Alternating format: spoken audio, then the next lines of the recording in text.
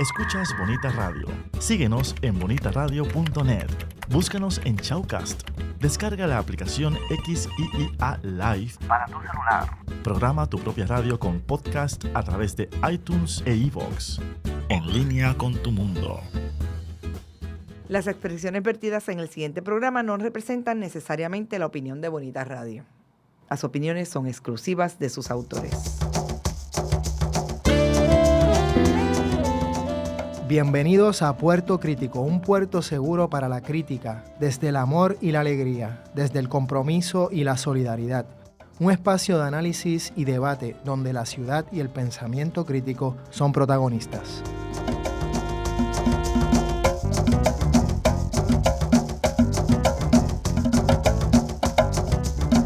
Bienvenidas y bienvenidos a Puerto Crítico. Estamos aquí en Bonita Radio, en Red Global, a través del Internet. Y hoy en un programa especial porque no estamos en Red Transnacional, estamos aquí en Red Nacional, ya que estamos todos en carne y hueso en Puerto Rico, juntos.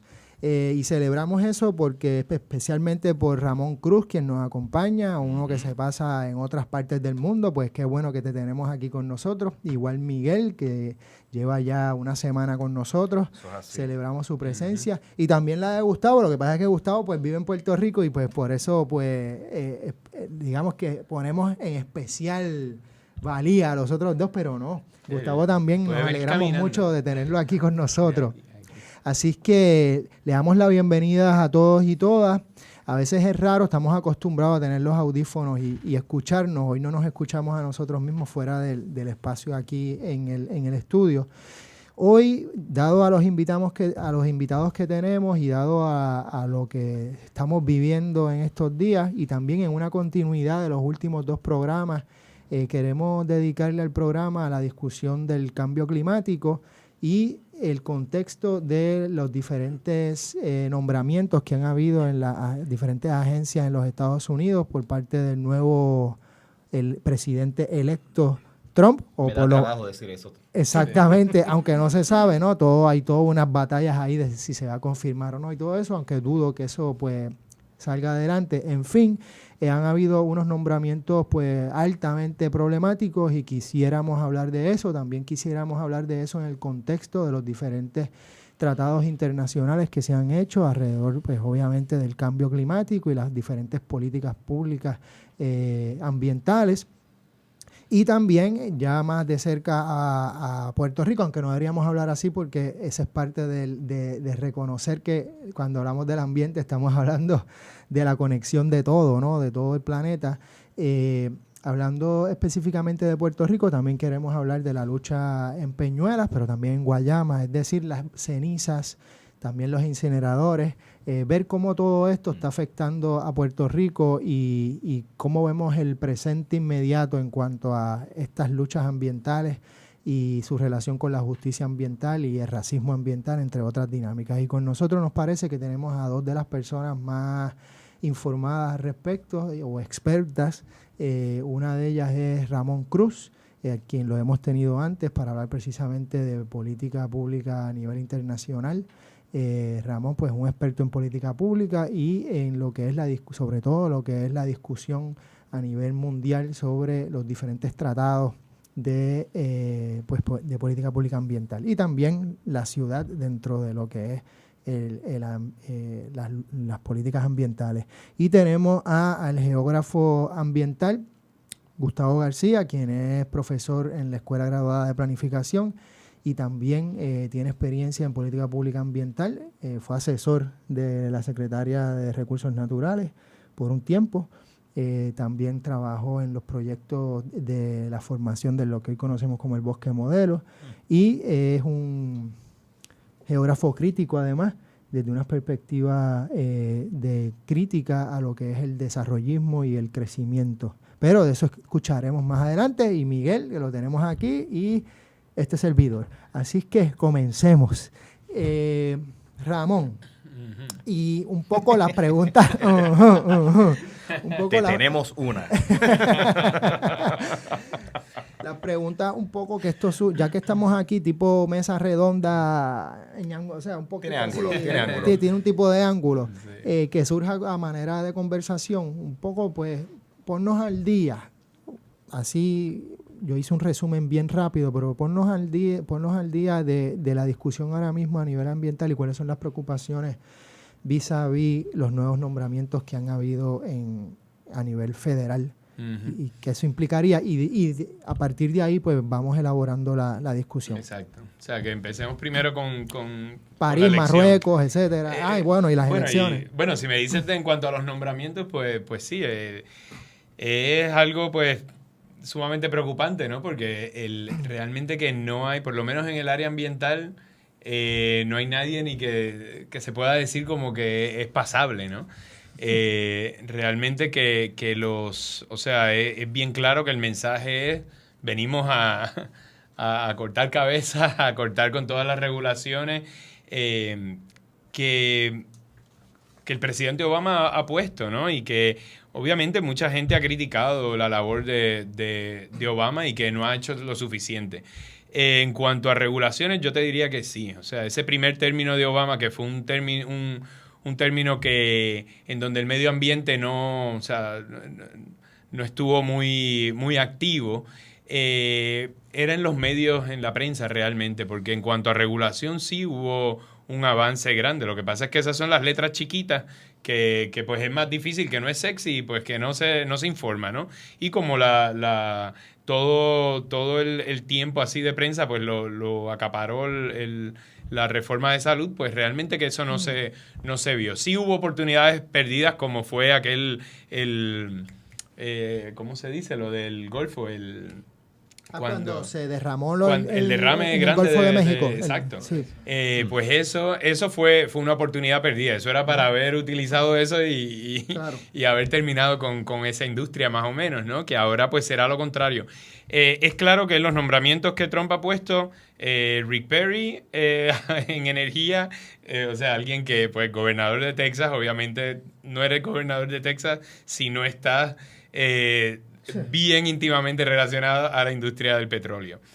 Scott Pruitt es como la persona que ha liderado toda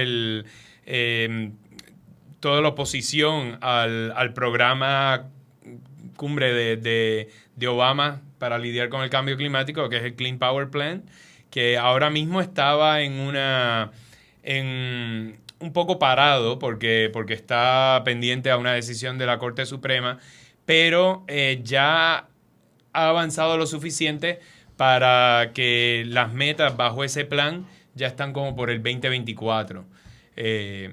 Entonces, o sea que ya sí han habido unos avances que Trump quiere desmantelar, pero que no creo que pueda completamente, como mencionaba en la columna esta que escribí ayer. Pero con todo y eso, o sea, es en un momento en que no teníamos tiempo que perder. Entonces, por más que el Clean Power Plan no sea lo que el sueño de todo ambientalista o el Tratado de París no sea el sueño de todo ambientalista, lo importante es que haya un progreso o haya una evolución hacia mejorar y que lo que estemos mejorando sea mejor que lo que teníamos ayer. Y eso pues va a ser bien pues fatal en la era de Trump, ¿no? Sí, quería, o sea, es que la metáfora que tengo en la mente es grotesca, pero me la tengo que sacar del sistema. O sea, estamos hablando de básicamente pedófilos a cargo de la Oficina de Asuntos de la Niñez. O sea, esos nombramientos entran en una especie de, es la peor persona posible, o sea, enemigos de los mismos temas y de las agendas de esas agencias y de las estructuras de regulación, incluso las responsabilidades ministeriales de esas agencias. Estos son enemigos, básicamente, de todo eso. Lo cual, mi pregunta iba dirigida un poco a los dos. O sea, noto que en tu artículo introduce, la esperanza estaría en los intereses privados, lo cual es interesante cuando mencionas las corporaciones al final. O sea, casi que dices dos cosas. Dices que Estados Unidos ya no va a ser el líder en esto, que China obviamente ha asumido un liderato porque es una oportunidad económica también, o sea, en tecnologías responsables, digamos, del manejo de la crisis medioambiental. Pero lo segundo que dices en tu artículo, que me llama la atención, y voy a la pregunta que va a los dos ya mismito, lo segundo que dices es que incluso grandes compañías multinacionales, mencionas creo que Nike, varias de ellas, han expresado preocupación ante este cambio de vientos en el gobierno y que casi que el interés privado, las empresas privadas serían las que asumirían ahora, digamos, un protagonismo que no necesariamente han tenido sobre esto. A mí eso me preocupa porque, o sea, yo no sé, igual es mi formación ideológica, mi bias político, pero el que multinacionales económicas sea el lugar donde emane la esperanza para lidiar con la crisis medioambiental me preocupa. Obviamente, la pregunta que va dirigida a los dos en esa línea es, ustedes que han trabajado con el gobierno como consultores, o sea, ambos en distintas instancias, tienen sus posturas personales, asumo, y también periciales, ¿no? Pero ustedes han visto también las posibilidades y los límites del trabajo gubernamental, ¿no? Y la fragilidad de muchas de esas intervenciones. Les pregunto, y lo digo como alguien que también ha tenido experiencias gubernamentales con la mejor buena fe del mundo y que uno se embarra, uno sabe que administra muchas o gestiona mucho sucio y muchas cosas que no son bonitas, con la esperanza de que uno va a cambiar cosas. Les pregunto a los dos, ¿no sienten ustedes que es el momento de radicalizarse como individuos también y como consultores del gobierno? Porque algo aquí, o sea, la idea de que íbamos a tener cambios incrementales, graduales, o sea, esa especie de mitología liberal, ¿no? O liberaloide, de que incrementalmente vamos a llegar a un buen sitio, eso ha colapsado. Porque el escalón que estamos dando ahora, independientemente de que Estados Unidos no sea el líder, o sea, nos demuestra, pienso yo, y es mi opinión, que lo que estábamos haciendo, o sea, esa gradualidad con la que pensábamos que íbamos a conquistar este problema, no está funcionando. Entonces les pregunto a ustedes, ¿no sienten ustedes la necesidad de radicalizarse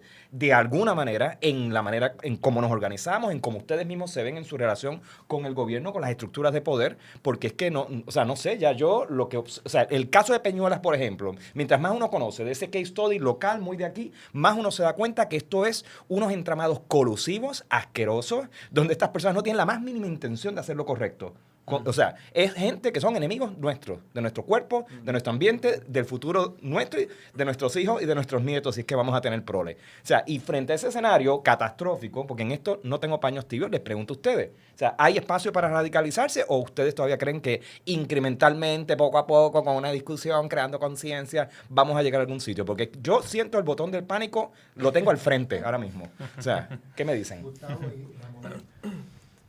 Sí, yo comparto ese pánico y yo tengo una nena de 1 año y lo voy a decir así porque es que yo pienso en ella, yo pienso en su futuro, pienso en mi futuro también, el futuro de mi familia, de mis amistades, de mi país, ¿verdad? Obviamente es algo bien personal, bien de mi vida.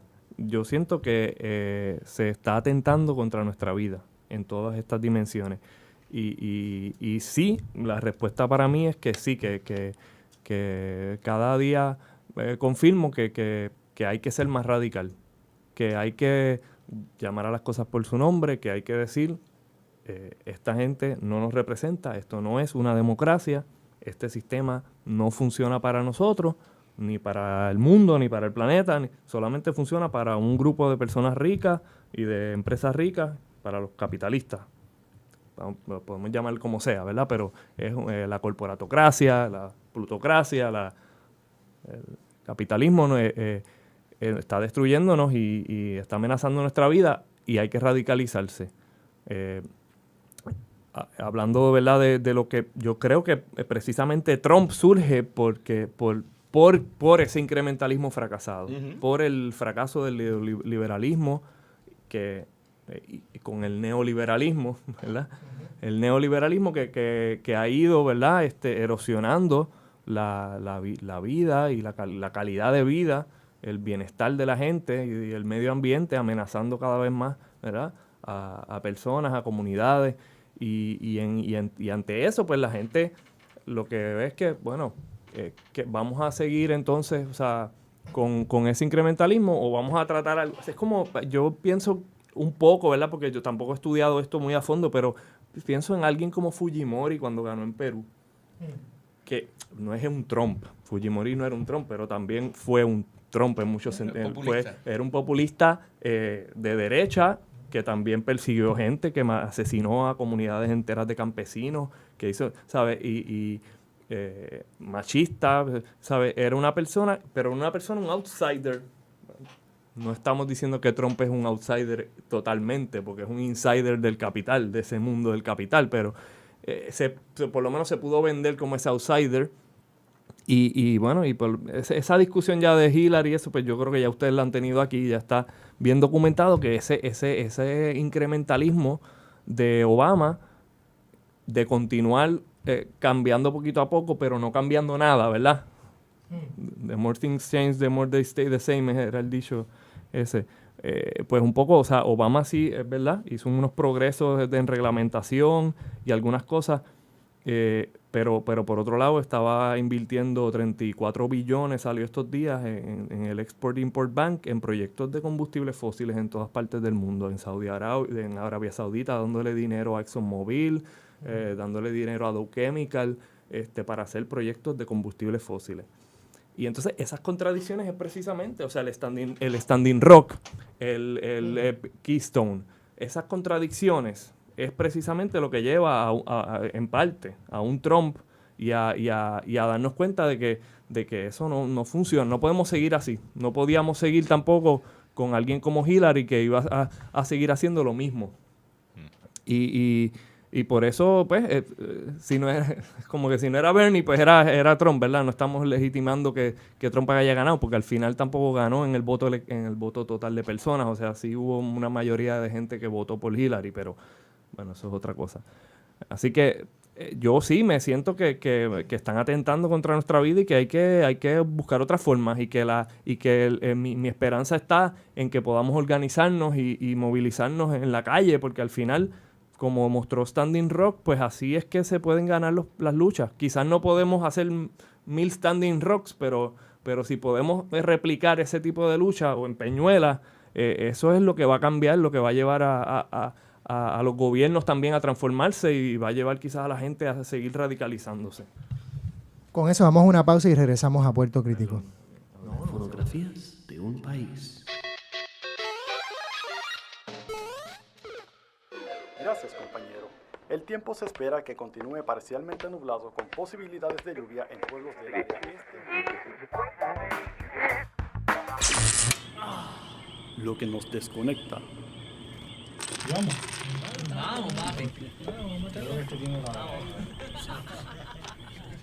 Nos une.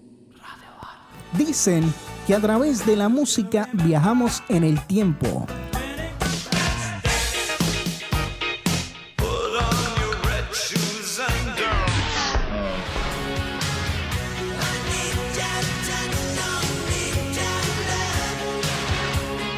Los éxitos que nunca pasan de moda los escuchas en La Rocola.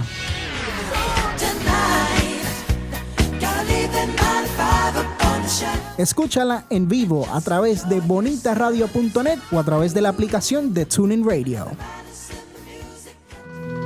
Una vez alguien preguntó, ¿qué valor tiene la cultura cuando la experiencia no nos conecta con ella? Culturéate es la revista radial que nos acerca a la identidad, pero sin perder la movilidad. Perpetuamos las dimensiones esenciales de la vida humana desde la entrevista, porque la cultura es lo que queda cuando todo se olvida. Escuche Culturéate en directo a través de bonitaradio.net o por Tuning Radio, podcast a través de la aplicación iTunes e iVoox y el canal de Bonita Radio de YouTube. El drama radial vive en este espacio que estimula el pensamiento visual. Les ofrecemos memorables historias recreadas desde el sonido. Yo no la maté. Sí la mataste. Ella huía de ti, de tus celos, de tus miedos. Thus speaking, Fortunato possessed himself of my arm. El taimado Danglars presiente el peligro. Drama oral, miércoles y sábados a las 8 de la noche por Bonita Radio. Y regresamos a Puerto Crítico con Ramón Cruz, y Gustavo García. Y había una pregunta en el aire, ya Gustavo un poco comentó, nos gustaría escuchar. Exacto, sí, habían algunos puntos que Miguel había traído. El comentario sobre el sector privado en la columna, ¿sí? Lo ponía más como como un argumento de lo no tan obvio.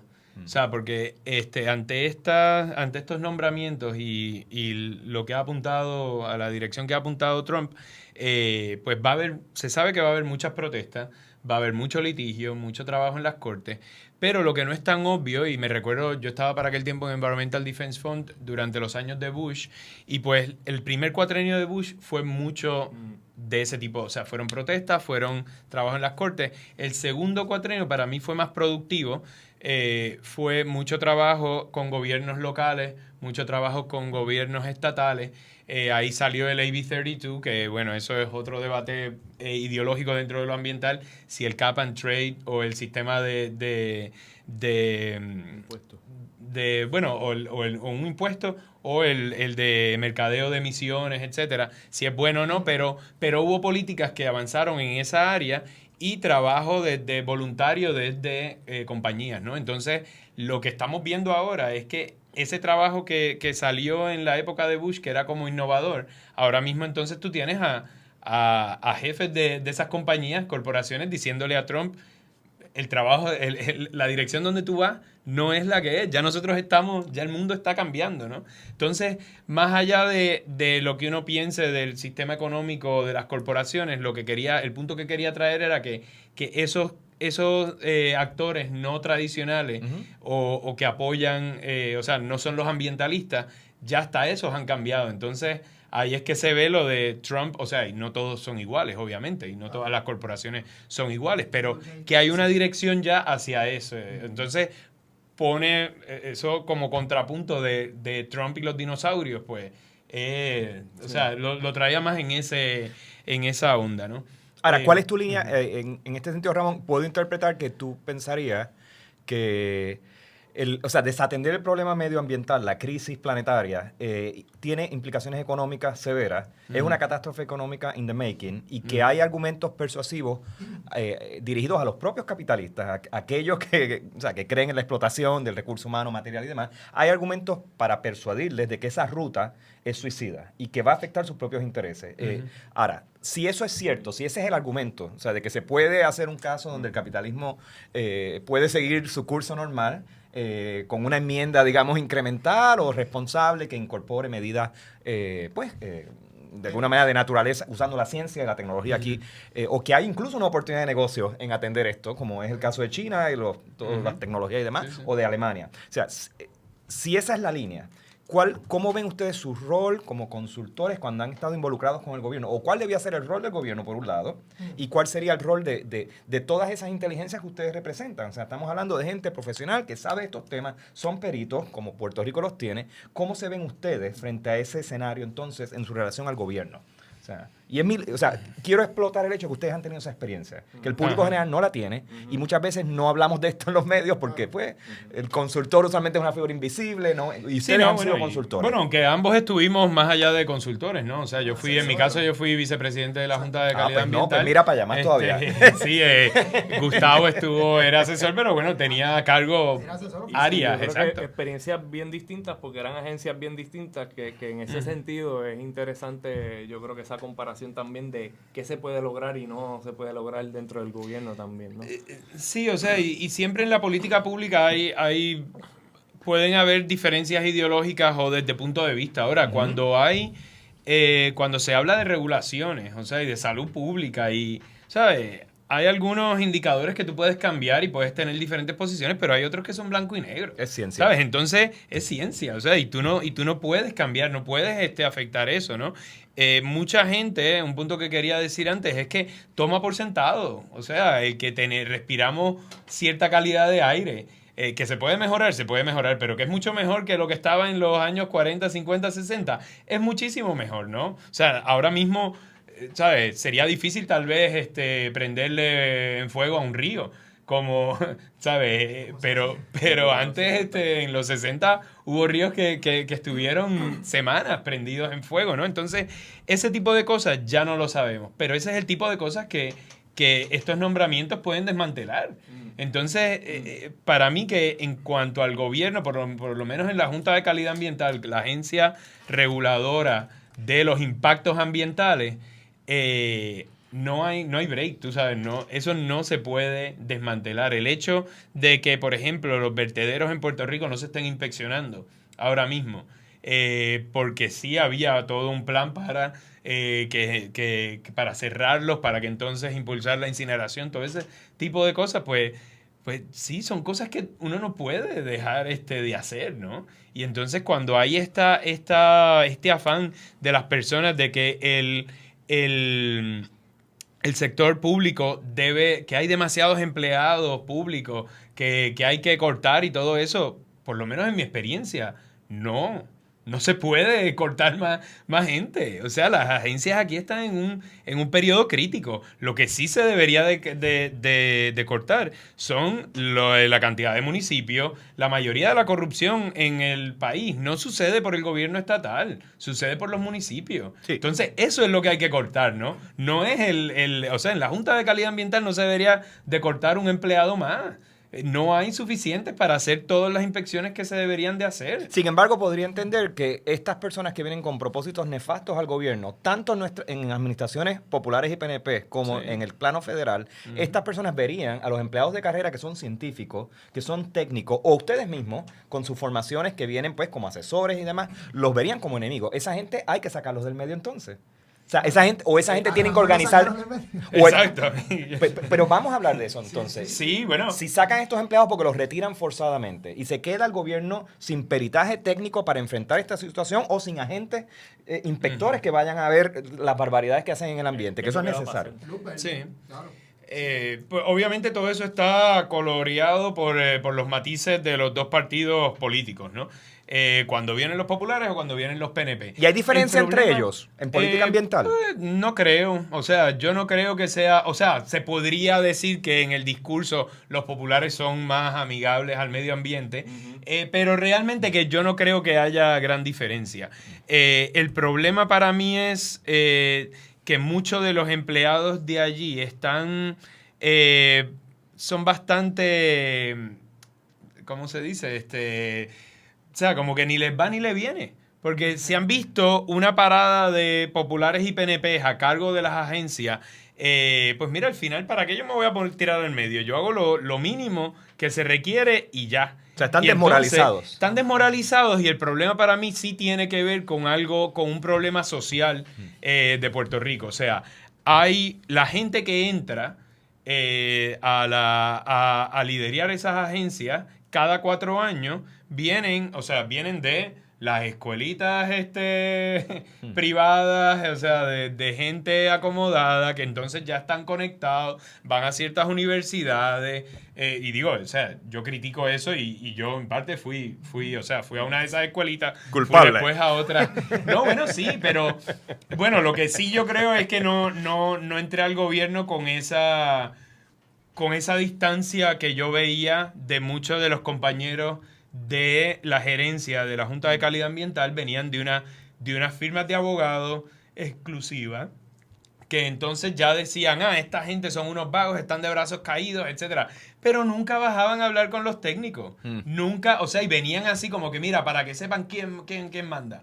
Tienen que venir. Había una persona tóxica ya en la Junta de Calidad Ambiental que le gritaba a la gente que le decía a los ayudantes especiales, ustedes no bajan, que ellos suban, para que ellos sepan quiénes son los que mandan. O sea, ese tipo de actitud realmente va más allá. O sea, es un tipo de actitud con una arrogancia y una prepotencia y o sea, y que se ve que es una costumbre que están ya acomodados, entonces ven a los otros como menos, ¿no? Entonces los empleados de gobierno hay muchísimos que valen un montón y saben muchísimo, pero yo entiendo su actitud desmoralizada, complaciente, que mira, ya yo tengo esta plaza, yo no me voy a quemar por esta gente que todo el tiempo está, o sea, que viene con esa prepotencia, olvídate.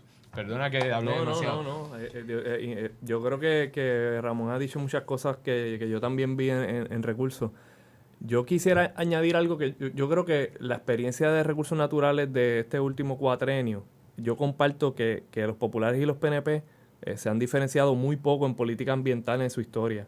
Y hay hasta análisis de politólogos que han hecho comparaciones a nivel legislativo de las políticas que presentan los dos partidos y se parecen mucho las políticas. Pero es verdad que en este cuatrenio hubo algo, yo diría, excepcional con el nombramiento de Carmen Guerrero. La primera activista comunitaria ambiental que ha sido nombrada a un puesto en el Departamento de Recursos Naturales, un puesto que estaba usualmente ocupado por hombres, primero que nada, y creo que había habido una mujer en algún momento en el pasado, pero sobre todo hombres, ingenieros y abogados, que son además los que ocupan casi todos los puestos del gobierno en Puerto Rico y en muchas otras partes y yo creo que es parte del problema también, esa ingenierización y legalización, ese discurso legalista todo el tiempo y técnico ingenieril del gobierno, ¿no? Eso quería decir.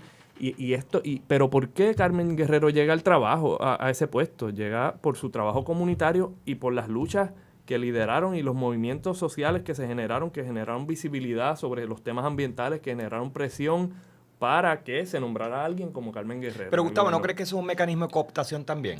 Hay algo de eso, siempre hay ese riesgo en entrar al gobierno y yo creo que Carmen estaba bien consciente, yo estaba bien consciente de eso, entrando al gobierno y ciertamente estaba todos los días Fortaleza llamando y jodiendo, jodiendo se con puede. estupideces, que mándame el informe de la cosita esta y mándame tal dato y mira al alcalde que está llamando para tal cosa, ¿sabes? Los alcaldes, eso era, ¿sabes? La Oficina de Asuntos Municipales de Fortaleza nos estaba llamando casi todos los días con quejas y cosas, y estoy seguro que la Junta de Calidad Ambiental también. Y eso retrasaba mucho del trabajo. Por otro lado, los legisladores, eso era otro de proyectos de ley sin sentido, proyectos de ley de leyes que ya estaban aprobadas, que disparates legales, gente que ni sabía lo que estaba haciendo de ambos partidos, presentando proyectos reciclados de hace 4 años también que ni los habían revisado, con datos obsoletos, ¿sabes? Ese tipo de cosas pasaba todo el tiempo. Sí, y si no te presentan... ahí está ese techo que entonces pues uno como que lo quiere romper, pero sabes, si lo rompes te cortas, ¿verdad? Y te tienes que cortar y pues al final había que romper a veces y había que ir a una vista legislativa y decirle a los legisladores, mira, sabes, esto no tiene sentido. ¿Y qué se logró en estos 4 años que tú puedas decir, fíjate, esto ha sido diferente y está en peligro ahora? Si es que se logró algo. Yo creo que en recursos una de las cosas que se logró fue darle un espacio a gente que nunca realmente habían tenido un espacio de diálogo, de dar su opinión, de participar en la toma de decisiones. Los pescadores, por ejemplo, ampliar la participación de los pescadores en la toma de decisiones sobre los reglamentos de pesca. Los acuerdos colaborativos de comanejo. Los acuerdos colaborativos con todos los grupos comunitarios, creo que se firmaron más de 10 acuerdos en esta administración. Que, es una firma de un papel, pero yo creo que eso empodera en cierto sentido a los grupos para entonces después reclamar, mira, ¿sabes? Yo tengo esto aquí. Ya esto es oficial y yo estoy haciendo mis cosas y un poco, ¿sabes? Y siguiendo el ejemplo también de Casapueblo, que como muchos de esos grupos fueron inspirados también por Casapueblo y por esa lucha y por sus propias luchas, o sea que... No es reclamar, es tomar poder. Es tomar eso. Que mucho va más allá, ¿no? Exacto. O sea, yo creo positivo. Que es bien importante que sí, lo que se pueda hacer en el gobierno también tiene que ver con lo que pase en la calle, en las comunidades, en las luchas sociales. Al final, Carmen también tenía sus límites, porque tenía unos jefes también, porque había unas presiones, y Carmen hizo lo que pudo, pero también lo que ella pudo hacer también en parte fue empujada en ciertos momentos por grupos comunitarios que le decían, mira, yo quiero hacer esto, secretaria, yo quiero aquí una reserva natural. Y iban a la prensa y movilizaban. Y pues al final, ¿sabes? Carmen lo quería hacer. Pero claro, si hay esa presión, eso abre también. O sea, que hay las dos cosas ahí jugando, pero ese momento de una Carmen Guerrero, de un también Luis García Pelati con sus limitaciones en la Junta de Planificación, pero que una persona con una visión también de por fin hacer el plan de uso de terreno, después de tanto tiempo, y vamos a hacerlo y hacerlo bien.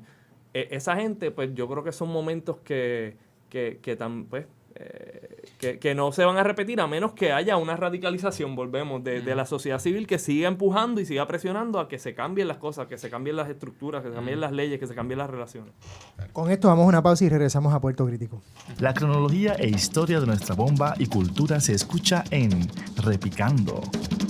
Folclor, educación, nuevos talentos e investigaciones en el primer programa de bomba de la radio web. El doctor Pablo Luis Rivera y sus invitados nos invitan a Repicando, en directo a través de bonitaradio.net o por Tuning Radio, podcast a través de la aplicación iTunes e iVoox y en el canal de Bonita Radio de YouTube.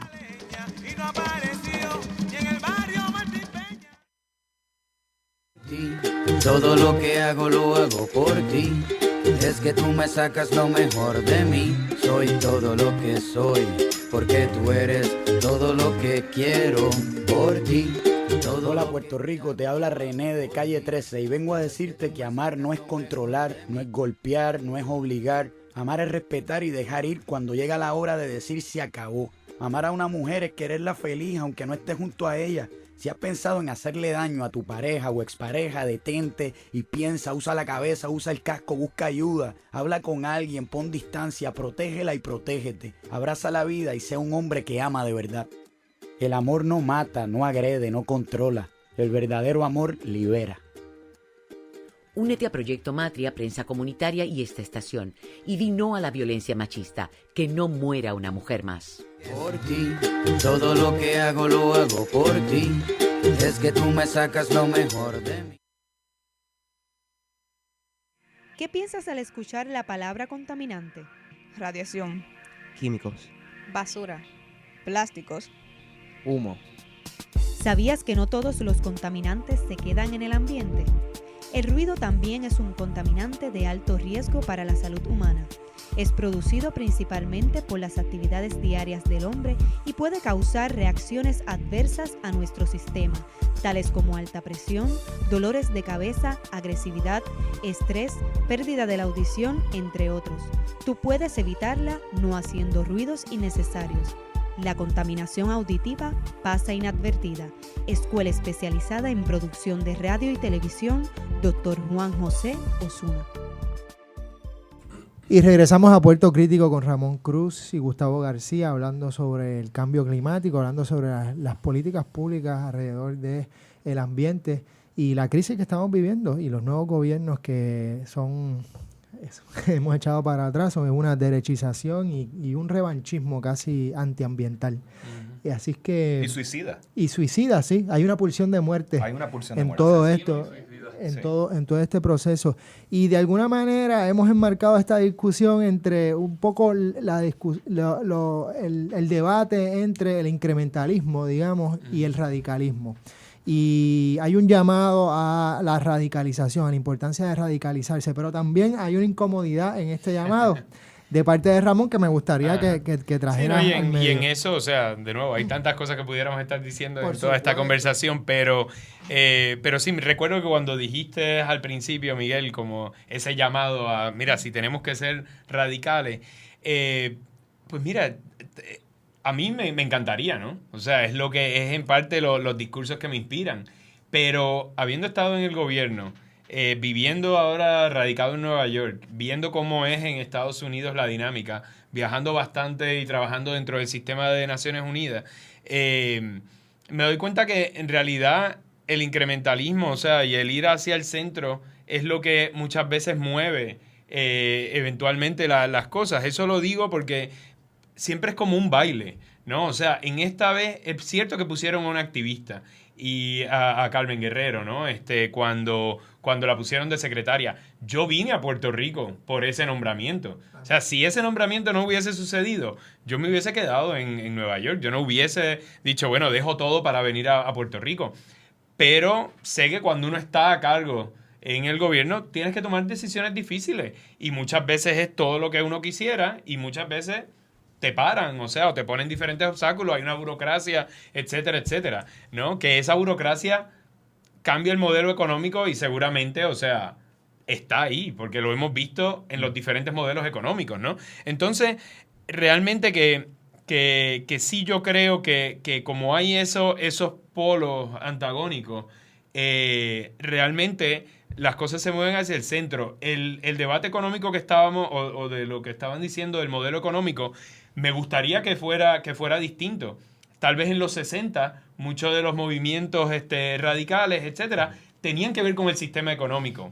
Ahora mismo no lo es. O sea, mucho de la gente disgustada y que eligió por Trump persigue eso. Pero la gran mayoría realmente votaban, se dejan llevar por los issues contra el aborto, contra la comunidad, contra LGBT, o sea, son unas mentes tan conservadoras y, para mi forma de ver, tan impredecibles, ¿no? O sea, porque son hasta contradictorios. Pero ojalá el debate hubiera sido político, económico. Y entonces, con esa conciencia, seguramente no hubieran elegido a un Trump. Pero en Estados Unidos, realmente, o sea, para mí que los radicales vienen a ser los conservadores, ¿no? O sea, el Tea Party y todo eso. Entonces, esa es la gente que para mí, o sea, le tengo más temor, porque no se puede entrar en un debate económico con ellos.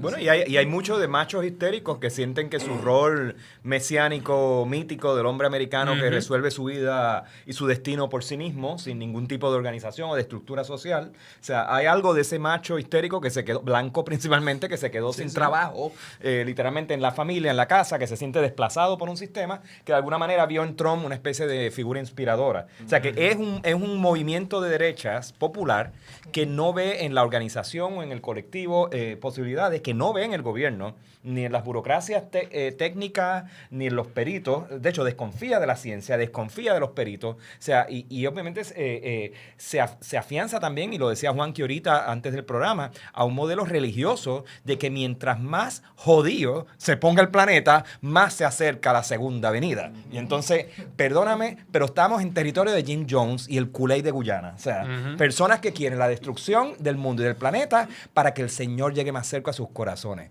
Yo, perdonen, y lo tengo que decir, se me van para el mismo carajo. O sea, ya eso es una amenaza a la vida y al bienestar de todo el mundo. Y yo creo que tiene que subir un poco el volumen de la conversación, porque ya no es una diferencia religiosa que hay que ser tolerante, no. Tenemos locos con poder tomando decisiones económicas, políticas, pero sobre todo medioambientales que nos matarían a todos.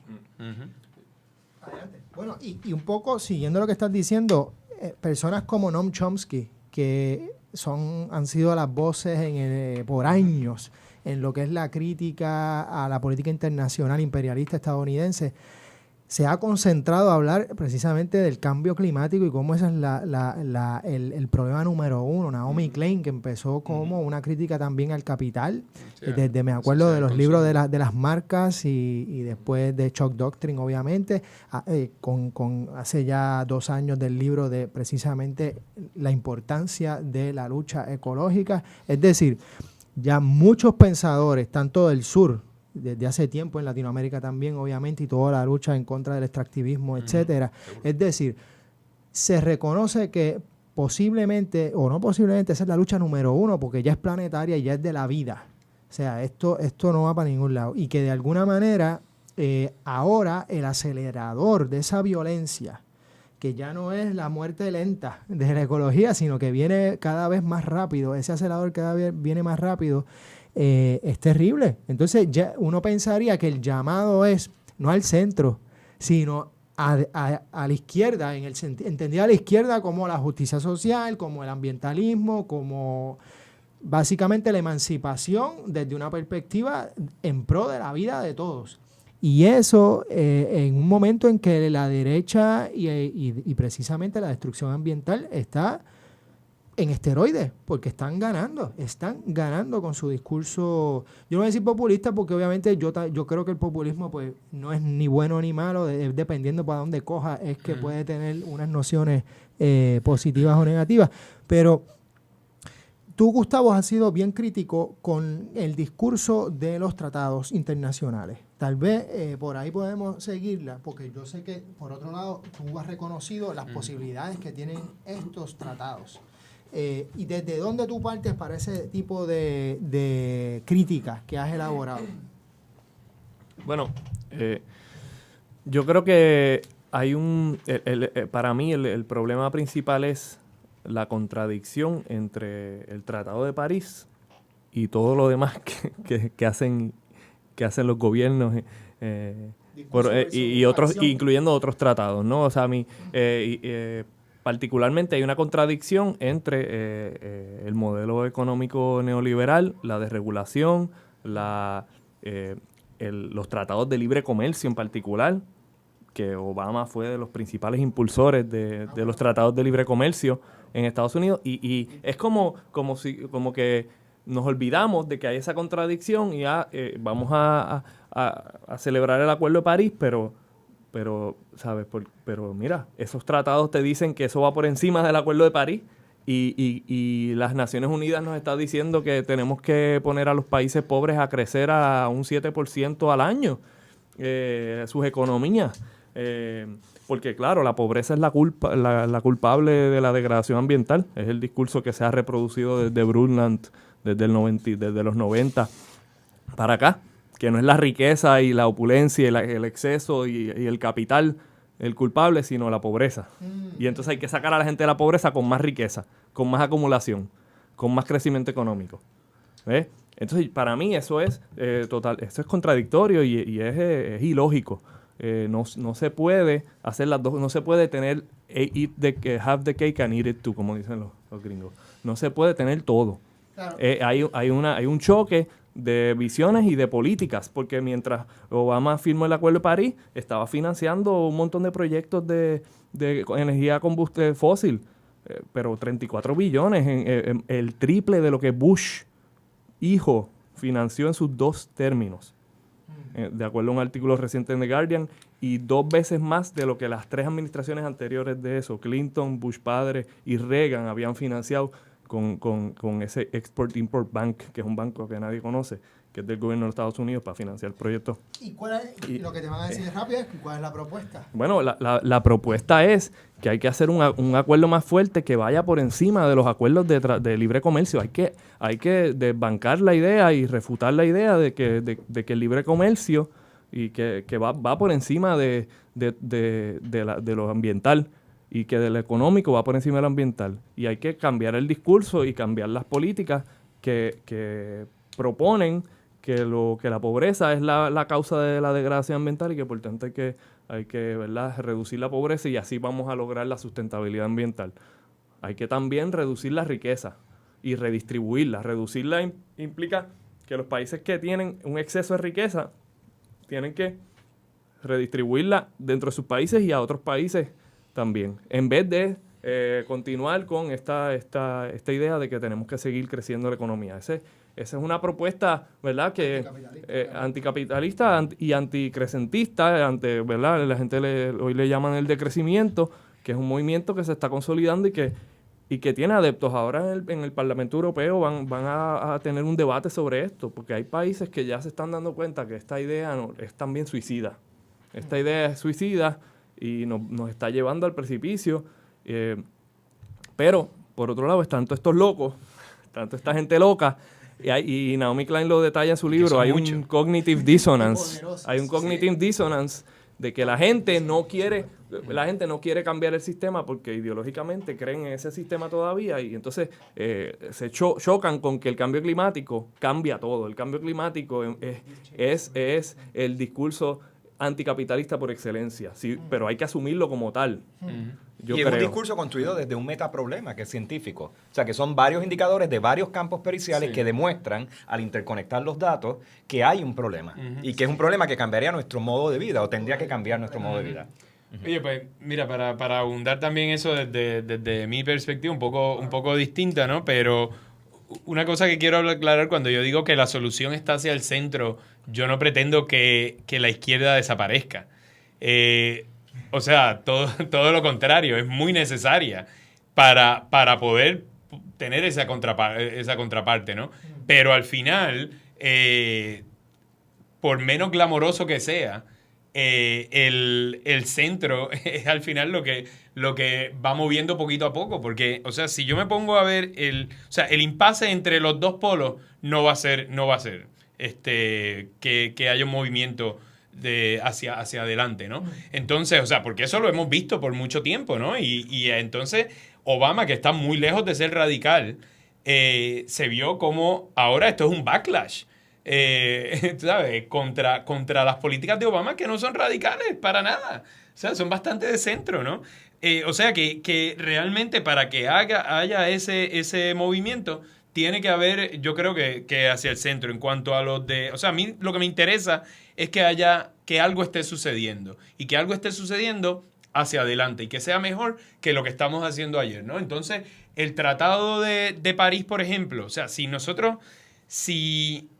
Bush no hubiera salido hace, ¿sabes?, 15 años atrás, y el protocolo de Kioto se hubiera seguido como Gore y Clinton lo habían apoyado y lo habían negociado. O sea, imagínate dónde estuviéramos. Porque es que no, por más críticas que hayan a todos esos tratados, después Copenhague, que fue una debacle también, y ahora el Tratado de París, que es el mínimo común denominador. O sea, y eso, o sea, las Naciones Unidas, para que 190 idiosincrasias, sistemas económicos, etcétera, etcétera, estén de acuerdo, es por un mínimo común denominador, y eso ya lo hemos hablado antes, ¿no? El mínimo común denominador es todo el mundo enfogonado, porque nadie cogió lo que quería.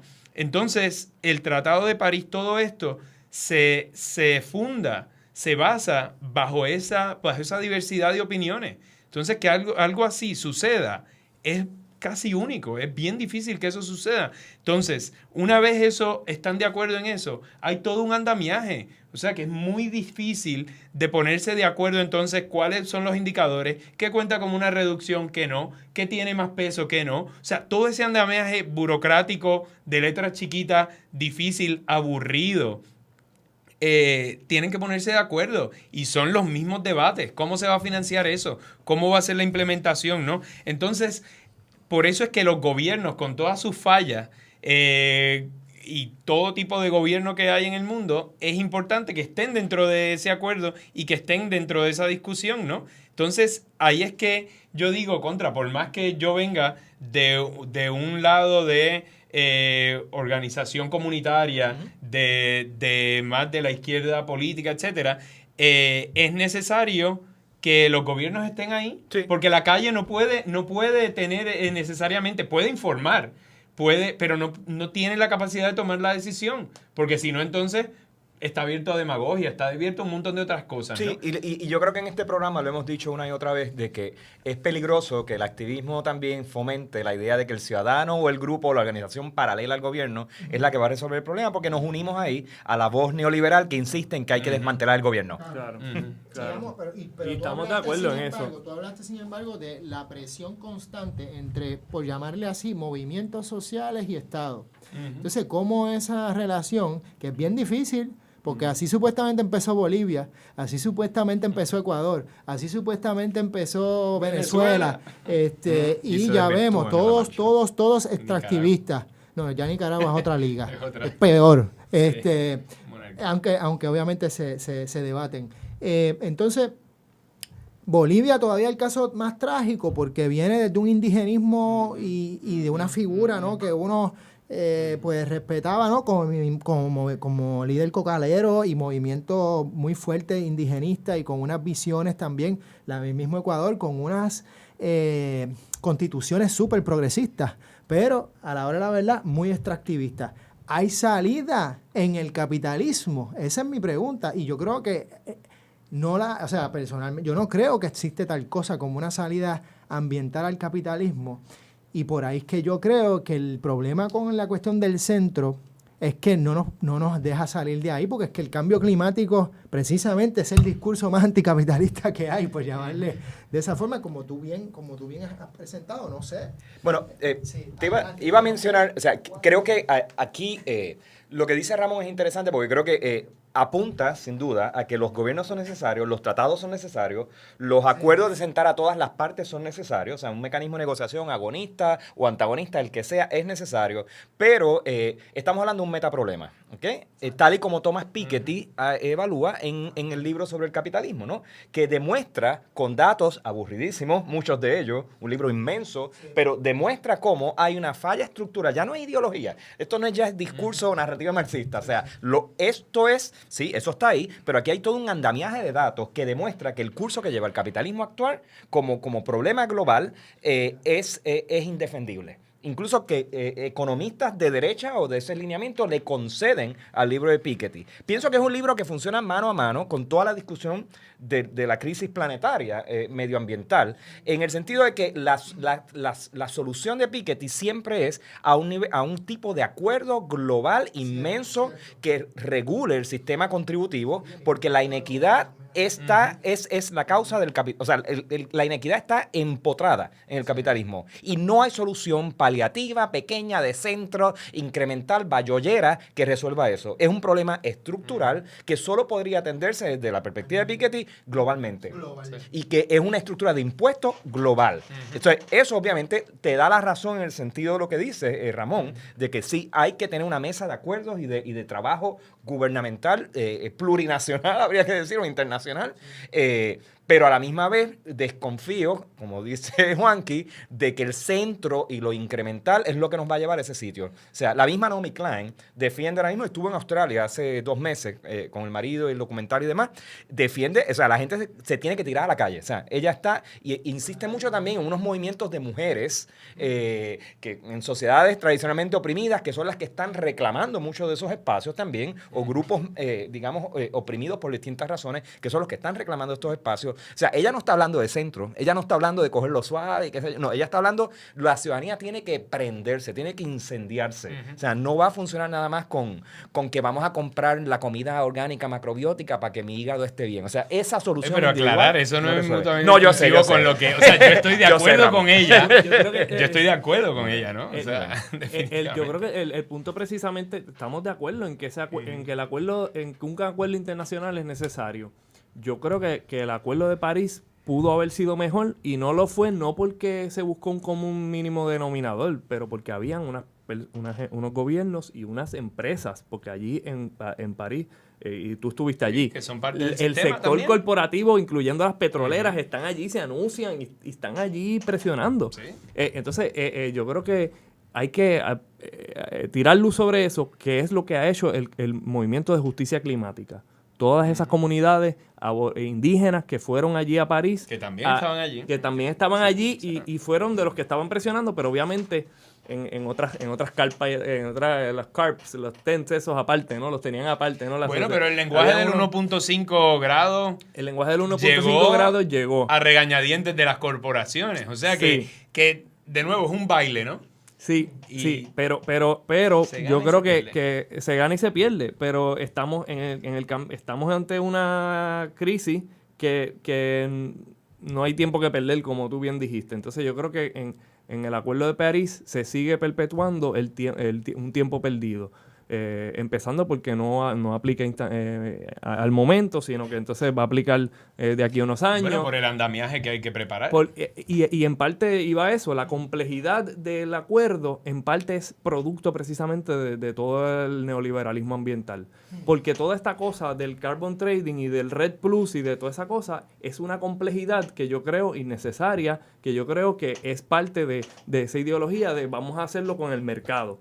Y vamos a entonces que las empresas puedan comprar, y toda esa complejidad de cómo medimos los bonos de carbono, de cuántos árboles se sembraron, y que lo de los árboles sembrados para mí es un disparate, porque tú siembras árboles o protege, el disparate peor es los bosques protegidos. Protegiste un bosque y eso te cuenta, porque pagaste para protegerlo y lo compraste, pero ese bosque ya estaba ahí. Pero eso te cuenta como un crédito de carbono, a pesar de que el bosque ya estaba absorbiendo el carbono. O sea, y las emisiones continúan. O sea, no cambiaste en nada. Sí, una falacia matemática. Pero Gustavo, si se hubiera empezado con ese modelo hace 15 años, ya hubiera colapsado, lo más seguro. Y por ejemplo, el carbon tax, el impuesto del carbono, ya ha ganado adeptos. En parte por los fracasos de los sistemas de mercadeo de emisiones. Lo que a mí me interesa es que se esté haciendo cosas. No va por ahí. Pues ok, pues nos vamos por otro lado. Pero si protestamos solamente lo que está sucediendo, sucede Copenhague, sucede París, si París colapsaba, ¿cuándo empezamos? ¿No? Entonces hay que comenzar con algo, con ese mínimo común denominador para mover hacia adelante, porque si tratamos de ser demasiado radicales, vienen estos otros y también entonces por encima o sea, a esas comunidades, ¿no? Y por eso es que Yo digo, el centro pues por lo menos es un punto de partida, ¿no? Bueno, solamente con eso último que dijiste, debo decir que Obama obviamente no ha sido nada radical y lo que ha venido es un backlash terrible de todos modos. Sí. Así que mejor tirarnos para el carajo a lo más radical que podamos a la izquierda y si viene backlash, pues viene backlash como quiera. Porque y el centro es un extremo política. También. También, el extremo del centro. Tariq Ali, tienes hasta un libro de eso, The Extreme Center, si no me equivoco. Gracias a 1 millón, cuando se puso bueno. Tenemos que cerrar, pero esto es una discusión obviamente que va para algo, lamentablemente nos va a estar acompañando por mucho tiempo, esperamos que nos acompañe por lo menos y que no sea el final del mundo y se acabe todo, así que síganos viendo aquí, esperamos tener a Ramón y a Gustavo nuevamente en estos debates y otras voces tan importantes como Katia Avilés, entre otras, que también pueden acompañarnos sobre estos temas tan importante. Katia, directora hoy de lo que es el Bosque Modelo, que también está en peligro con esta nueva administración. No llegamos a administración casi actual, pero viene todo ese backlash también, ese revanchismo antiambientalista con las leyes que se lograron, como es la Ley de Protección del Carso, como el Corredor Ecológico del Noreste, como es el Plan de Uso de Terreno, que no es perfecto, pero un adelanto. Es un punto de partida para mejorar. Y con el Bosque Modelo, que también está en muy peligro. Pero seguimos en estas discusiones hasta la próxima, no sé si la próxima semana es posible que nos tomemos un descanso de Navidad. Ya le avisaremos en estos días, pero posiblemente hasta la semana que viene y si no, pues hasta el año que viene. Un abrazo gigantesco y gracias, Miguel, por estar con nosotros en Carne y Hueso y Sixto por siempre hacer este programa posible. Hasta luego. Escuchas Bonita Radio. Síguenos en las redes sociales, facebook.com/Bonita Radio y participa del Thrift Chat y Creatividad Boricua 101. En Twitter, Bonita-Radio. En línea con tu mundo.